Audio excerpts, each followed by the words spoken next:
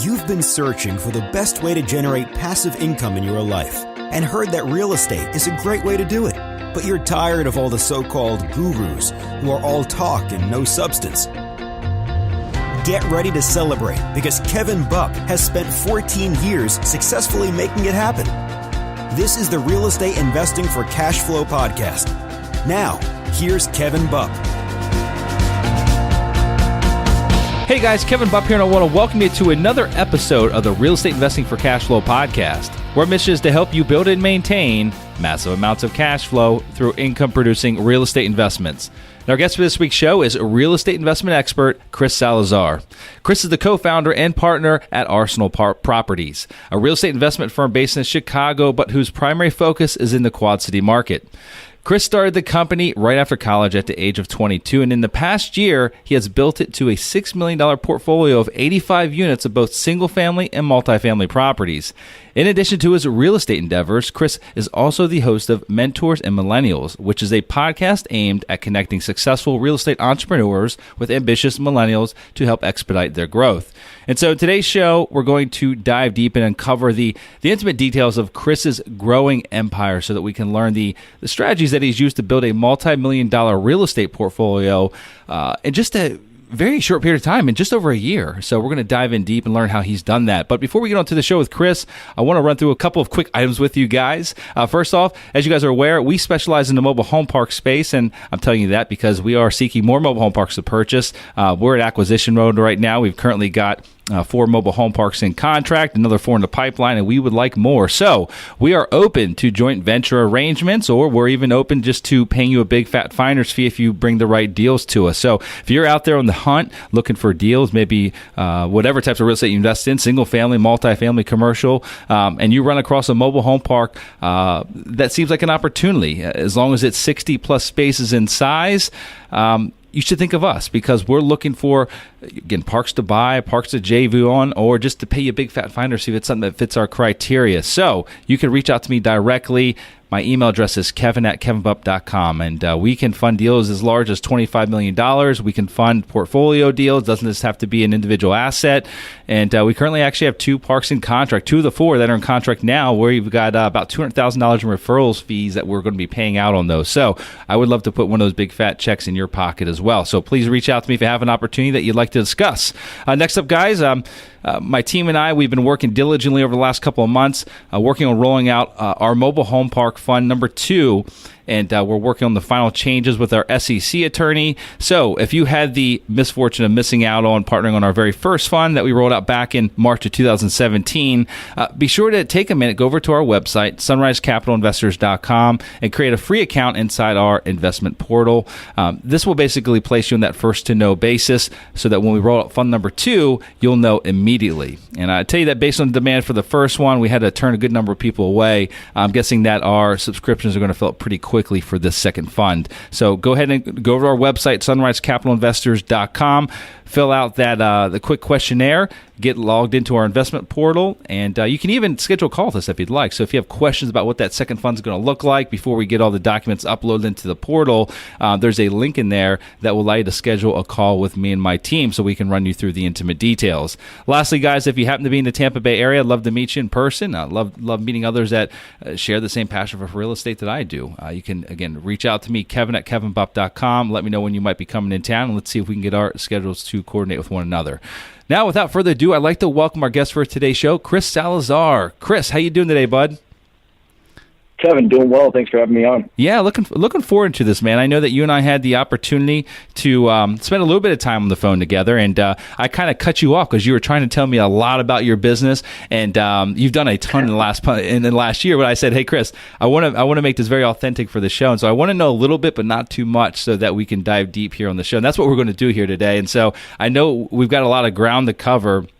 But what I'd like you to do, Chris, if you would, I mean, I gave you a very brief introduction there. I'd like if you'd take 5 minutes, give our listeners a little bit more of a background of yourself and how you got into this industry. And then once you do that, we'll dive into the nitty-gritty details.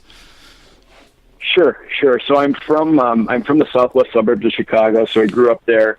I went to college at Augustana College a few years ago to play football. small liberal arts school in the Midwest. It's in the Quad Cities, which is Davenport, Iowa, and the surrounding suburbs there.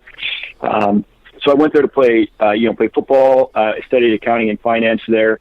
My sophomore year, I was on spring break. I didn't have anything to do, so I was like, you know what, my bank account's pretty low. Let me go to the store. I'll pick up a book and learn how to save money. I ended up picking a book up called Rich Dad Poor Dad, and so I'm everyone's heard of that book. I studied that book. I read it in one sitting, and from there, it just kind of completely shifted my mindset. And I've gotten, just really passionate about real estate. So from there, in college as a sophomore, I started the real estate investment club at my school. Kind of got immersed in the industry. Made a bunch of contacts in the local area, and then as a junior, I started learning about wholesaling. I was actually, so pumped up about it. I was cutting classes to listen to these podcasts and kind of read these blog posts and stuff like that, just to kind of learn more about that. So from there, I did my first actual deal, my wholesale deal, when I was 20 years old, and I made $7,000 really quickly. I think it took me less than a day to actually move the property. So that was pretty inspiring. Being in college, that was pretty solid money. So I ended up doing several deals throughout college like that. From there, I kind of, I graduated, and I realized, accounting and finance, being an accountant wasn't for me. I did an internship as a junior as well at a firm in the suburbs of Chicago, and I just didn't, it was not for me. I was auditing like benefit plans or something super just tedious and just sounds horrible. And just, it's not, yeah, it's terrible. And it really struck with me when, my managers and my partners on those audits were just complaining about their work, and it was just a poor environment that I just didn't want to put myself into. So I decided to stay out in the Quad Cities. All of my friends were moving back into the Chicagoland area to get their jobs started. I stayed out in the Quad Cities, and I worked for a guy who flipped about 30 houses a month. He was doing it at a pretty big scale in our small market. Our market there is about 350,000 people in the MSA there. So I got a really good look into his business, was doing acquisitions for him, probably acquiring about, half a dozen properties a month for him. And really learning the business, learning how to talk to sellers, learning how to structure these deals properly. And from there, I stopped working for him, and I was like, you know what, I can do this myself and make a lot more money for myself rather than being paid, $300 a week for this guy. So I found a partner, and we started acquiring single-family properties and small multifamilies. So wow, that's all in the past year, basically. As far as like your activity as a real estate investor. Yep, I closed on my first property November 2016. Wow, that's awesome, man! Congratulations. That's literally the definition of ambition, right there. So I love it. In fact, let's back up a little bit, because you had mentioned that while still in school, you started the real estate investment club at your school, but that was prior to you even buying your first investment, right? Yep. That's awesome. That's awesome. That was a group that I started. That I just brought in local speakers from the area, and bankers, CPAs, other investors, just to kind of show the group that I brought together and kind of inspire other people, and just kind of get the message out there that, hey, real estate investing is a pretty awesome thing to do, and the earlier you get started, the better. So that's so incredibly important. I want to just touch on that before we move on. And that you actually didn't own any investment property at that point in time. It was something you had a big interest in. But really what you did is you acted as the facilitator. You basically facilitated these meetings, and you brought in local speakers that had the expertise and put butts in the seats in the room and put the two together. And because of that, I'm assuming that even though you didn't own real estate, you became somewhat of a thought leader, at least to the attendees that were coming to this real estate investment club each and every week or every month, however often you did it. Is that correct? Were there benefits that came out of you facilitating that group? Yeah, definitely. Especially on camp. I was a campus leader, I guess you could say, after I started that group, just because I had a group of about 20 guys, coming to my meetings every week, and it was pretty inspiring. It was, it was good to lead those guys and educate. I was learning as well. I mean, I'm still learning every day, and I mean, that's what you should do. But these guys just didn't have any idea about real estate investing, and they're pretty small-minded in terms of like what our school could offer them. And it's a small liberal arts school that wasn't really pushing anything really business-wise anyways, besides accounting. And, I mean, it was good to bring that to their minds. Well, kudos to you, man. That's great. I mean, that's really what it takes. And for those that are listening in, I mean, if you're just getting started, take some words of advice from Chris. I mean, following his footsteps as far as put together a local meetup in your area. It doesn't matter if you even own real estate today. If you really want to, if you want to become known as the guy that is the connector, which inevitably helps you broaden your network, which your network is your net worth, right? Become a facilitator. Put a local meetup together in your area. It's really easy to do with the different social platforms that are out there. Meetup.com. I mean, you literally can just start a meetup in a matter of 5 minutes, spend a little bit of money each month as far as the membership fee, and probably have 10, 20, 30, 40 people at your first couple of meetups without putting much effort into it. So I don't want to spend too much time there. Yeah, but that's awesome, Chris. I love that. I love that story. So let's talk about your transition from wholesaling, which is what you started with, and that's also what you were doing for this local investor, correct? You said he was doing about 30 transactions a month. I'm assuming they were mostly wholesale deals. Is that correct? Yeah, I'd say probably half were wholesale, and then the other half was probably just buy and holds. Okay, got it. For flips. So at what point in time did you decide to go out on your own? I mean, how long were you working for him before you... Well, I guess you did a deal. You kind of did a deal on your own, and then you went to work for someone else to kind of learn the ropes in a bigger way. Is that what happened there? Yeah, I worked for him. I mean, he promised a lot, and I mean, when I was working for him, we weren't doing the volume that I thought we were going to do, so my pay wasn't as good. And I mean, but I got a great experience just learning the ins and outs of his business, and learning how to do these deals and learning how to do the volume like that. So, I mean, it was a good overall experience there. Then, I worked for him for about 4 months, and then I started out. I went to a conference in Phoenix. It was Sean Terry's conference, and learning how to wholesale and kind of scale your business, your wholesaling business. But I've always been really interested in just buying and holding for passive income and creating a portfolio. So I was meeting with my current partner at his house, and we were just talking over drinks, and I was telling him all these things I was doing in real estate and how excited I was about it. And he saw that passion, and I mean, he decided to invest. So right now it's me and my one other partner who's the equity guy. I'm the operator, and we're taking down all these single family and small multifamilies out, and then we're doing our student development project that we're taking down pretty soon here. So today your primary focus is basically buy and hold, correct? You're looking to build passive income and large wealth through that income stream. Is that correct? Exactly. Okay. Yes. Okay. Fantastic.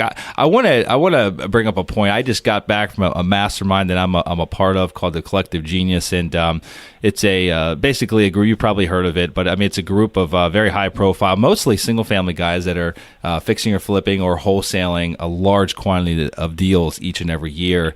And it's always baffled me, Chris. And I'd love to get your perspective on this. It's always baffled me to those that have spent so many years building such a very high profile. Let's talk about wholesaling, because that's really the one I want to hit on here. Is very brilliant people spending a lot of time and energy building huge wholesaling businesses, sharp guys that build these massive multi-million-dollar companies, but really not really investing for the future, because a wholesale business, I mean, you're nothing more than a used house dealer being a wholesaler. You've got to wake up the next day and do it over and over and over again. It's a great way to stack cash, but not a great way to build long-term wealth unless you're parlaying those profits into longer-term passive investments like you're doing today. And so I'd love to get your perspective on the mindset shift that took place with you of shifting from wholesaling to getting into buy and hold type projects. And why do you feel also that a lot of other guys out there aren't making that shift? Guys that are doing 10, 20, 30 wholesale deals a month. I mean, large quantities and large volumes. Yeah, I think the main thing is instant gratification. I mean, it's great to do a volume of these wholesale deals and have chunks of cash coming in. But like you said, you're going to have to keep, you're an active you're an operator, so you have to keep cranking out these deals in order to make income. So I think it's all instant gratification in our world, especially in, with guys my age. That's a lot more attractive than waiting several years to build something into, a cash flow machine. So that's, but for me, I don't really have any interest. I'd rather, build something for the future. Just grind now so I can, later take a break or just keep growing it. But I love the idea of just having passive income. Yes, me too. We're on the same page. So awesome. Well, I want to talk about the market that you're in. So I know you went to school there, so that's one of the reasons for choosing that marketplace. But were there any other economic drivers that made you stay there and choose to invest there locally where you went to school versus going back to the Chicagoland area? Yeah, so right now in Chicago, and even when I started, the market was pretty tight. Out there in the Quad Cities, I chose that market because I already knew the the local suburbs there. I was pretty in tune with the good and bad areas, where the ideal properties are, and I can achieve a high enough return where it worked out for my partner and I. So in Chicago or in the suburbs here, it's just a lot tougher. There's like a ton more competition. Out there in the Quad Cities, it's more of a, it's a smaller area, it's a tertiary market, and you have, limited competition, lower price points to entry, and, just a lot of guys out there are running their businesses like hobbies, which I just don't understand if you're going to invest your time and money into something, why you do it like that. But there are several guys like that, so it's pretty easy, eventually that they're going to become a tired landlord, and you key on those people, and I think you can find some really good opportunities. And once you run it like a legitimate business, you have a lot more opportunity than if you're, mom and pop trying to, buy a couple of houses and you don't know how to properly manage them, keep them up. Sure. You can lease them up. So. Yeah, the property management side of things will eat your lunch if you're not prepared for it.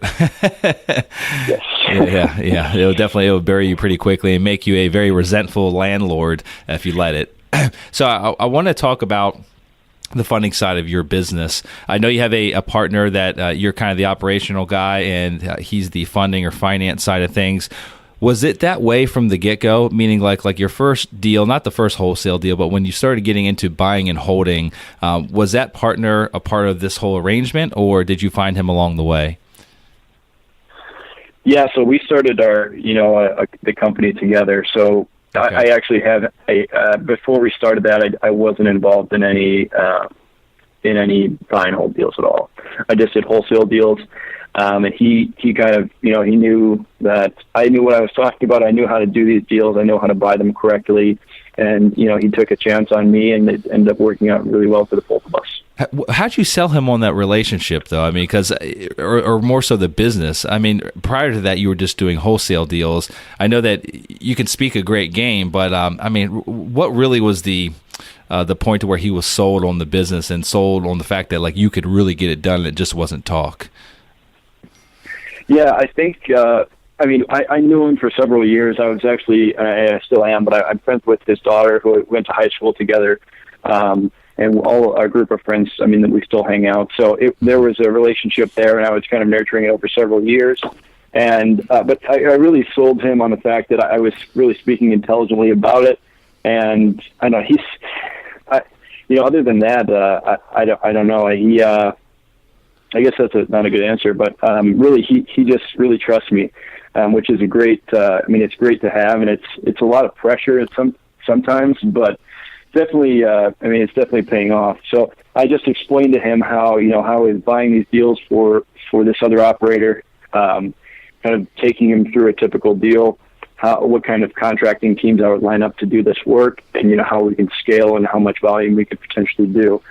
So that, I think there's a big upside for him, and the opportunity, and specifically in the Quad Cities and in these single family homes and small multis where there's a big equity spread. Mm-hmm. Got it. Okay. I want to talk to you about the construction side of this business. Doing buy and hold, there's a big learning curve there.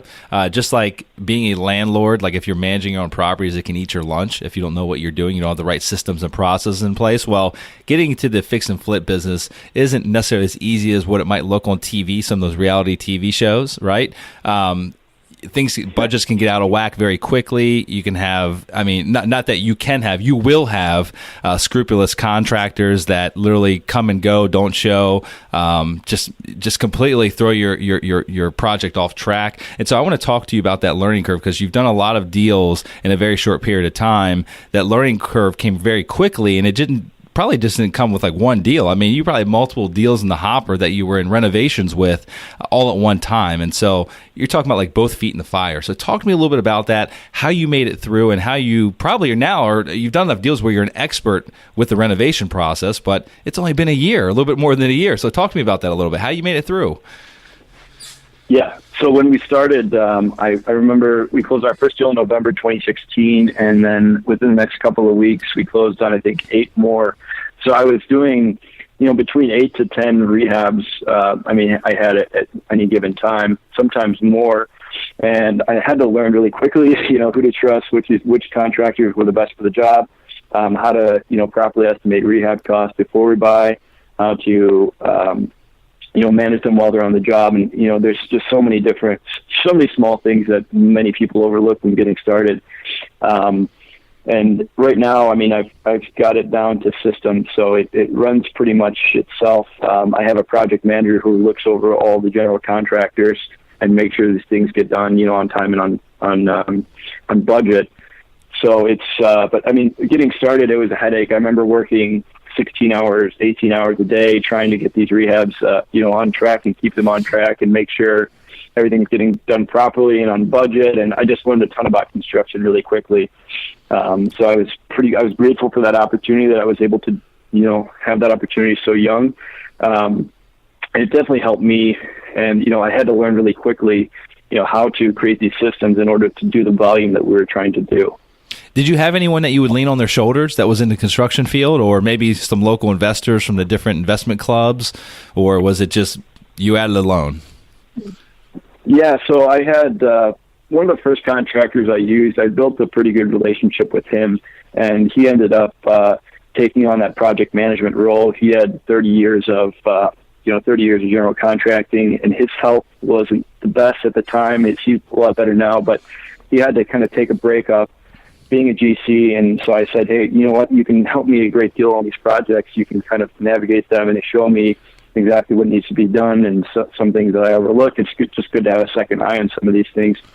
So he kind of, he helped me a great deal in learning the construction costs and, how to run a project properly.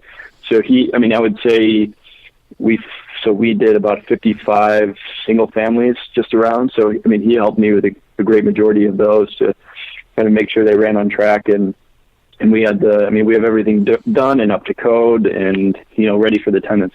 So got it. Okay. Good deal. So I want to switch gears a little bit. I want to talk about a project that I know that you're getting involved in here today, and that is a student housing project of some sort. And so I don't want to mess up the details, because we only spent a few minutes talking about it, but I know that you're basically taking an existing use, which is not student housing, and converting it to a student housing project. It's a pretty big development project. It's a massive rehab undertaking. And so can you talk to me a little bit about that? Give me some more details, because that's really, that's very different than what you're doing currently, as far as like small single family and multifamily type project, buy and hold project. So can you speak to that a little bit? Right. Yeah, absolutely. And this project, so it's a building about 120 feet by 60 feet. So it's just it takes up the whole parcel of land. It's a 20 unit. Currently it's a 20 unit, all one bedrooms, vacant apartment building that's been sitting since last summer. It was vacated by the city because of massive bed bug problem. Okay, so all the utilities have been shut off. It's a vacant building. So I learned about this building by talking with a banker who I just randomly met up with one day. I just popped in, and just to kind of just keep our relationship going, and he was working on financing a couple other projects for us. But anyways, he told me about the deal. He said there was an auction coming up. I did my due diligence on it, and I knew that most other people that were looking at this deal were going to see it as what it was before, a 20-unit low-income housing. But it's well located. It's right a block away from where I went to college. And being in that college environment, I knew what the students are looking for. I knew that there's a really a high demand for a luxury rental product. And I knew that with this building, I had the vision of gutting the whole thing and making it into 12 four-bedroom suites where instead of, charging $450 for one of these one-bedroom units for a low-income housing person, I could charge $450 a bed and, just maximize the income on that. So, I knew, there was about 2,500 students at the college that I went to. So there's about 650 that are in the senior class, and only the seniors can actually live off campus. So this building is going to be around 50 beds, where so it's going to be a pretty big project. And everyone else at the university is at the college is living in these pretty crappy housing. Like I lived in, I paid I think $350 to live in a pretty poor housing setup. And it was great with the guys I lived with, but just living like that is just probably no good. So we found this building and got it under contract, and yeah, it's going to be a pretty big rehab. It's going to be around probably $1 million rehab. Nothing like I've ever taken on before, but there's just a huge demand for this type of product, and we're going to do, some pretty good things to it. We're going to, like I said, gut everything, make everything brand new, and put in the condo style finishes, add a rooftop deck. So it'll be a pretty top notch place for college kids to live.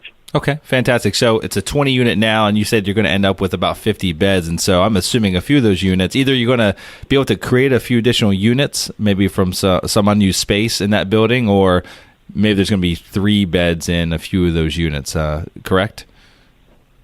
Yeah, we're making it into 12 four-bedroom suites. Okay. And then I hopefully, if we can do it, so meeting with the architects and the construction teams, you figure stuff out down the road, but hopefully I can add another unit on the top of the building as like a penthouse unit. That's another option to just kind of maximize the income there. Okay. So give me some of the details of the numbers. You mentioned the $1 million rehab cost. Do you mind sharing what you purchased this property for? You've closed on it already, correct? Or maybe you haven't? No, I haven't closed on it. Okay, if you haven't closed closing on it in the next week, but it's under contract. It's ready to go. We got under contract for $320,000. We're going to put in about. I have conservatively $1.2 million. So we'll be in it for $1.5 million. And with the income projections, it'll be worth somewhere around 2.3 to 2.5 after it's fully leased up. Okay, got it. And that's fantastic. So what's your long-term goal with that building? Is it going to be hold and just utilize the income coming from it, or do you plan on flipping it? Because you're going to have a ton of equity built into it right out of the gate. Yeah, it'll be a great hold. Otherwise, the best exit for us would be to sell it back to the college. I think they would be interested since it has so many students in the building. I think they would want to control it. And they, it's in an area that's pretty ideal for them to purchase in as well. So selling it back to them, I think, we can get an even higher price than what the market would call for, just because it'd be an attractive buy for them. Mm-hmm. That's our first exit strategy. And then other than that, we're going to hold, refi, and just, pull out the cash and keep building. Okay. Are you guys actually putting leverage on this in the beginning, or is it an all-cash deal, including the rehab cost? We're financing the rehab. Okay. The purchase, we're going to buy all cash. That's what I thought. Okay. So I want to talk about that a little bit, because it's hard enough to oversee and manage $1 million rehab project and to completely restructure and reformat the layout of a 20-unit building like you're doing into 12 units, reconfiguring the entire use of the building. But I can tell you that sometimes the bigger hurdle is the financing aspect, especially in a project like this, which is a fairly large risk for a bank, right? Because there's no income today. You're buying this older, dilapidated building full of bed bugs and essentially showing them this grandeur vision of this, $2.5 million project when it's all said and done. But they've got to be the guys that put a majority of the skin into the game with the rehab costs. So talk to me about your presentation to the banker and how you sold them on getting involved in this project, because I know you've got a track record now. You've been doing it a year, so a year's not that long, but you've done a lot in a year. So that's very important to classify there. You've done a lot in a year, but most of your projects are very small multifamily or single-family homes, completely different than a student housing project. So tell me what your sales pitch was, how you got them on board. Yeah, so this banker that I pitched, actually, he was the first guy that I had ever speak at my real estate investment club back beginning of junior year. So our very first meeting that we launched, he was the speaker. He talked about all different kinds of financing, but I was building that relationship over several years. He was actually the guy that told me about this auction and this opportunity. So I mean, there was that. He told me about it. I told him I was immediately interested in making this an Augie rental, Augie Augustana college rental, and he was pretty much on board from the get go. I mean, I just had to create a vision for him and for the board of directors at the bank. But basically, we put together plans with the architect. Just to make sure everything's feasible, we can fit, all the amount of beds that we anticipate. I pitched him on what Augustana was currently achieving in rents from their students that they house, which they're we're about a couple $100 per bed underneath of what Augustana is charging. So I mean, we just underwrote it very conservatively on that end. So there, I mean, and he also owns other college rentals, so he kind of understands the market, what students are looking for, and all of that. So it actually, wasn't going up to it wasn't like, I cold called a banker and, just pitched him this deal. It was kind of built up through several different aspects between him having already, a pretty good footprint in the area in terms of college rentals, and he kind of knew what my vision was, and I just had to explain that to him and show him the financials, and it kind of worked out really well. But really, at the end of the day, so this takes us back to you putting together this investment club at your school and inviting this guy to come speak, right? Being the facilitator. That's where you built this or established this relationship.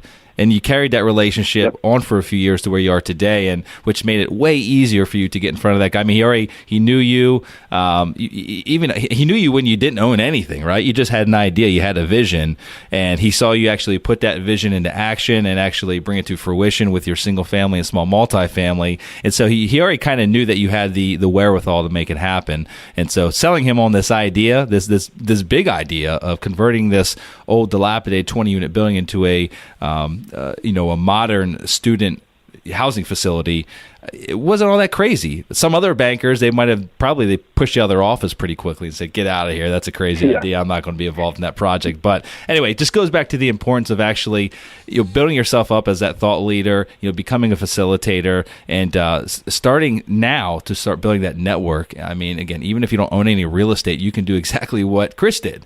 Go out and start a meetup group, right? And start bringing people together. Start making yourself known so that when the time comes for you to go get financing, you got a few bankers in your Rolodex that you can give a call, and they know who you are, and they're willing to at least take your phone call and actually have a listen to what you have to pitch them. So with that being said, I want to talk about your exit strategy in this student housing deal. So I'm assuming that this the loan you're going to put in place on it is going to be a full recourse loan. Once you get the rehab project finished, is your intent to put some longer-term non-recourse debt in place? Is that going to be an option for you?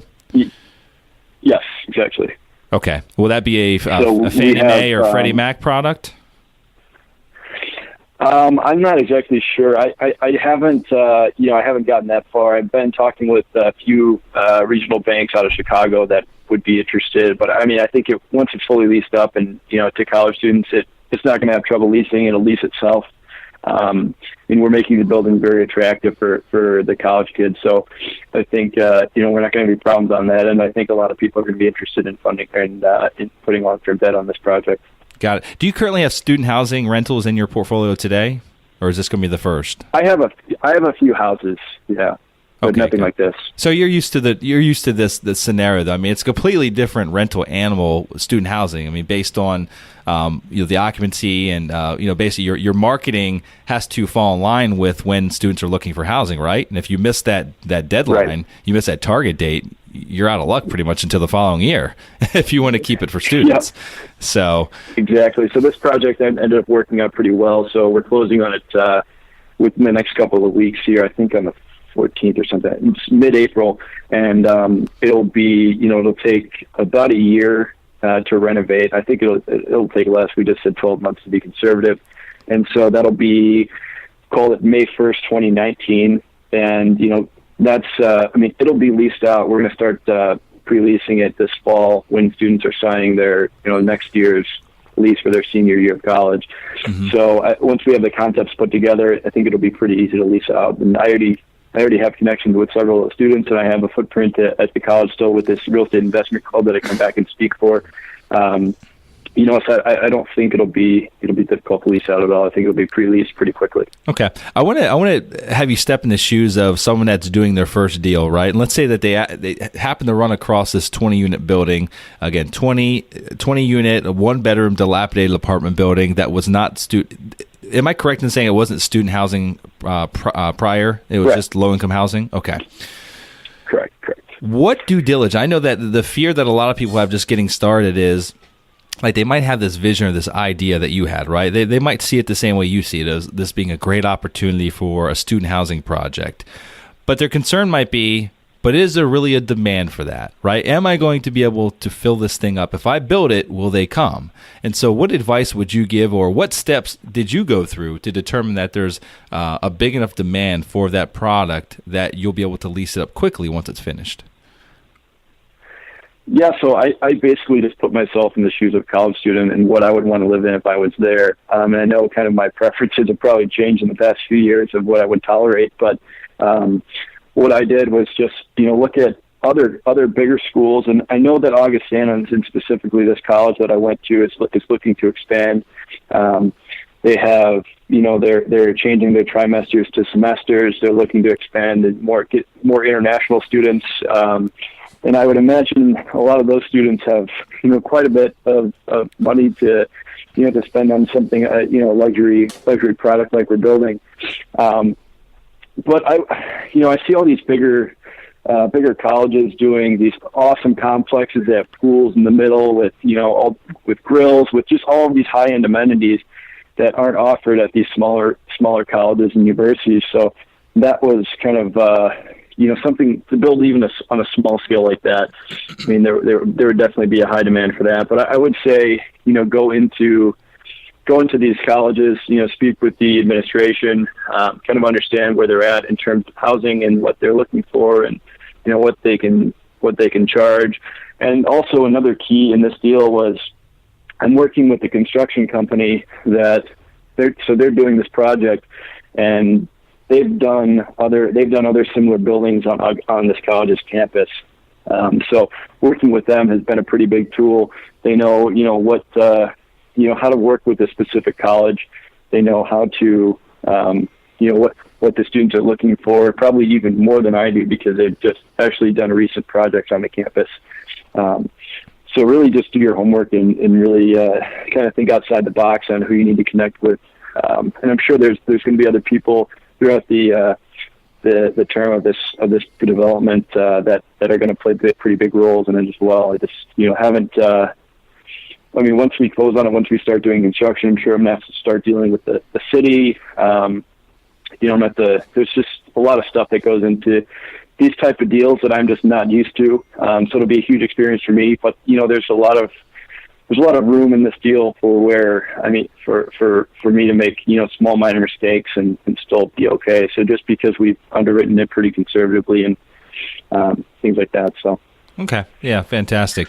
I mean, from the outside looking in, if I were, an investor coming in and wasn't overly familiar with that marketplace, one thing I would probably do is I'd probably call a few of the management companies that currently manage student housing rentals, right? And get an idea on, Right. What they feel like. Just, get a gut check from them and find out what the general consensus is as far as feedback's concerned about, is there a demand for more higher-end student housing? And just start there. I mean, that would be a great start for somebody that isn't familiar with that market. But in any event, I want to talk about the growth of your company. I mean, big growth, which you've had, also comes with big challenges right along the way. I mean, there's barriers that you have to push through. There's roadblocks that you have to crush.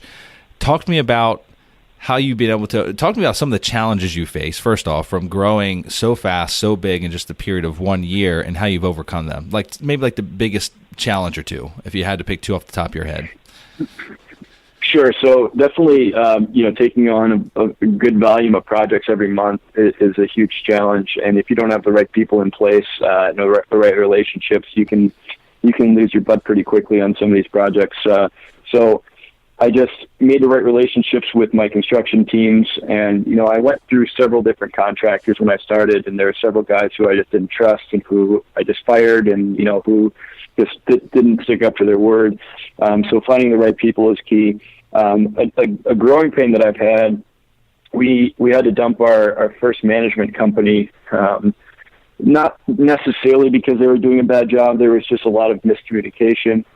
We ended up just bringing management in-house, which was helped us cut costs, and it helped us have more control, over what was happening to our properties. And on some of these single-family deals, if they're not maintained properly and kept up over years, you're going to have a huge amount of deferred maintenance add up. So I just wanted to be on top of that. And that transition from, having a third-party management to bringing it in-house was, that was pretty cumbersome in terms of getting the software set up. We use Appfolio, getting the proper training to my manager and making sure we're all on the same page in our team in terms of construction, and handing that over once the project's complete to our property management company. It was a pretty big challenge in terms of just communicating with everybody and making sure everybody's on the same page. Who was the first key hire that you brought in when you decided that you were going to bring the management in-house? Was it just one individual that had prior property management experience? Yeah, so she actually, got let go from the property management company, the third-party company that we used. So she was assigned to all of my properties, and I never had a problem with her. I thought she did a great job. I brought her back in-house, and she's just the sole manager for us now. Okay, fantastic. And what do you think the threshold is? How many units can one person like her actually manage efficiently? Do you know what that number is going to look like at this point in time? At this point, I'm not sure. I know she could probably take on another 50 and be fine. I think this Appfolio management software is pretty helpful. Yep. I think with single families, it's just a lot different. Even with our small area, I say 10 to 15 mile radius, it's just a challenge hopping around to all these things, rather than if you had, a few apartment complexes, it'd be much easier to manage, obviously. So, with single families, I'm not sure. It just kind of depends what unit mix we get, moving forward, and, I haven't figured out the exact threshold yet on that. Is she the leasing agent as well? Yep. Wow. Okay. She handles all that. We do our rehabs pretty good. I would say we offer one of the best rental products in our market. So we never, 10 days or less, our stuff doesn't really sit on the market really long at all. So. Mm-hmm. Got it. Okay. I want to ask you before we get to the end of the show, we got a couple of segments I'd like to get through before we get to the end and wrap things up. And the one big one is, how are you finding deals today? Again, the 20 unit you mentioned, you found out about that through a banker that it was going to auction. But for the single family and the small multifamily, is it just a lot of direct mail, or are you utilizing some other creative strategies to find your deals? Yeah, I usually when I'm in town there, it's about 3 hours west from where I live in Chicago. Usually when I'm in town, I stop at the meetup groups. I like to kind of time my trips out so I can, make a presence there. And I get a lot of referral leads, a lot of leads from wholesalers. I don't really send out too much direct mail, but I make sure that when I sign a deal, I close on the deal. So regardless of what my exit is with it, I make sure that I have that reputation that I close deals. So people send me a lot of deals, and I built that reputation to get a lot of referrals.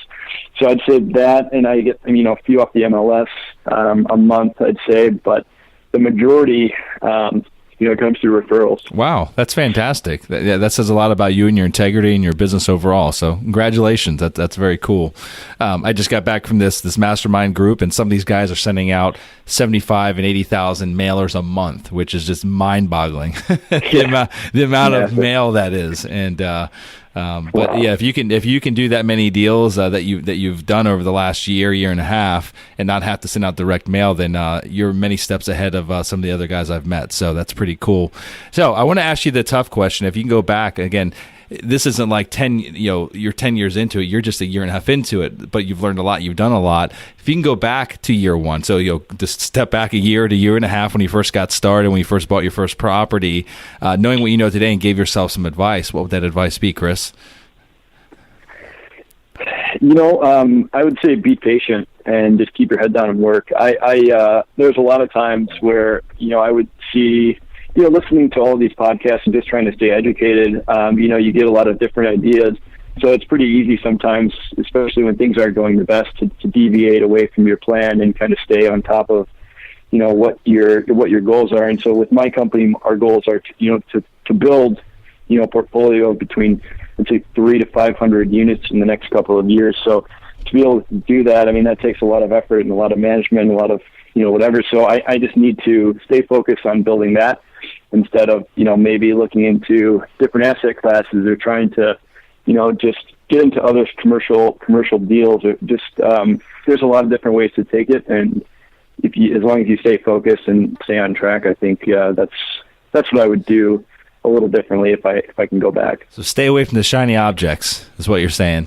Don't listen to podcasts like mine where I've got different types of guys on that have car washes or self-storage or multifamily or shopping centers or mobile home park guys. Stay away from all those guys. Let's focus on whatever it is you're focused on.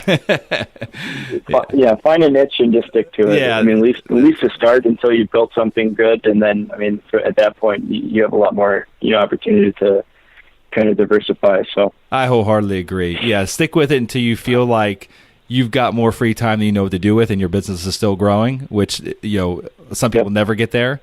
But trying to spread yourself too thin and go in multiple different directions, you're not going to find much benefit. I've only met a few people in my life that do a really good job at even like on a smaller scale, buying multiple different types of assets, meaning like, I own a self-storage facility here, and I own a multifamily over here in this state, and then I own a assisted living facility in this state. I see that happen, but it's few and far between where I see people actually succeed and become an expert in all those niches. So in a market like we're in today, the market can carry you a pretty far away.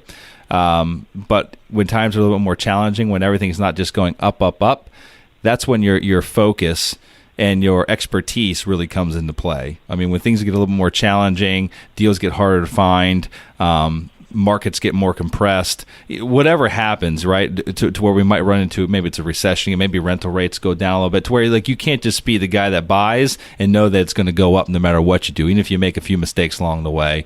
And I think that's where the expertise and the focus really becomes important. And so that's cool that you brought that up, because I think that's incredibly important for everyone to hear. So with that being said, Chris, I like to enter in what I like to call the Golden Nugget segment of the show. And this is where we're going to round things out for the day. And you've given us a ton of different golden nuggets of advice, but if you had just one last final golden nugget of advice or wisdom that you'd like to leave with our listeners that may inspire and motivate them as they progress in their real estate investing career, what would that one last golden nugget be?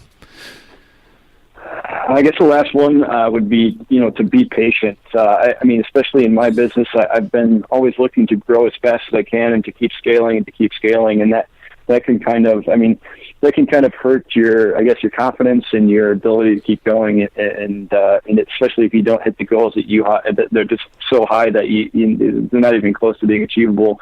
And especially guys my age, they want to get started and get into it, but they either don't know where to start, or they're into it and they're having a tough time as, say, like a broker or somebody else in the industry. I would just say be patient and just keep working hard. You have a lot of time and a lot of opportunity available out there. So it's important to be patient. Yeah, no, that's incredibly important, and that's great advice. Well, Chris, I really appreciate your time, man. It's been awesome learning about your story and your background, and again, kudos to you for all the success you've had in such a short period of time. And for those out there that want to learn more about Chris and his company and connect with him, you can go to his website, which is arsenalpropertiesllc.com. Again, that's arsenalpropertiesllc.com. And Chris, that's all we have for today, my friend. I wish you the best, and I look forward to keeping in touch with you, okay? You take care and have a great week. Thanks, Kevin. Dude, you too. Thanks a lot. Congratulations! Now you've got more of the best tricks of the trade in building massive amounts of passive income from real estate. For more amazing resources, visit realestateinvestingforcashflow.com, and we'll see you next Monday morning.